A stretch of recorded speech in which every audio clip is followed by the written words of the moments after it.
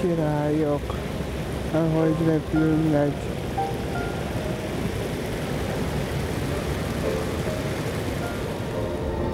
Hőausi műjégpálya, ahol így konzoljázott a nagybátyám.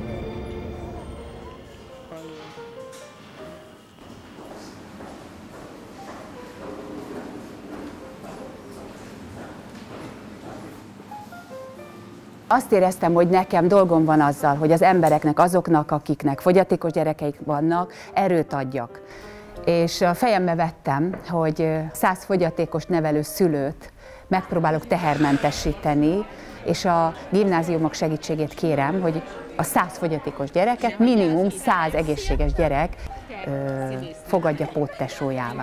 Jó, levegyük le ezt.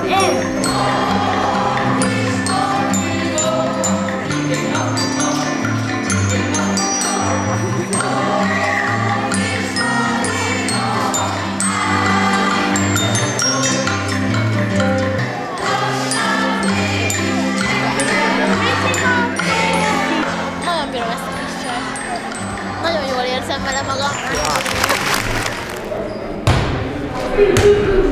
Vicces, úgy gondolod? Sírsz? Nem. Sírtál? Igen, mert nem kaptam levegőt.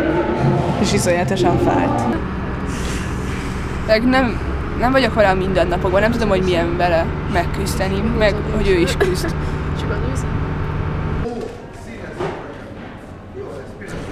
Igen, már mohákat.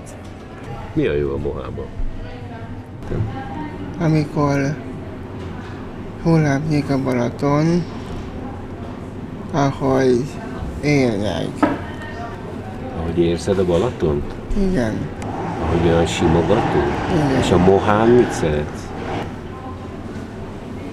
Ahogy megfogom, megpuhul.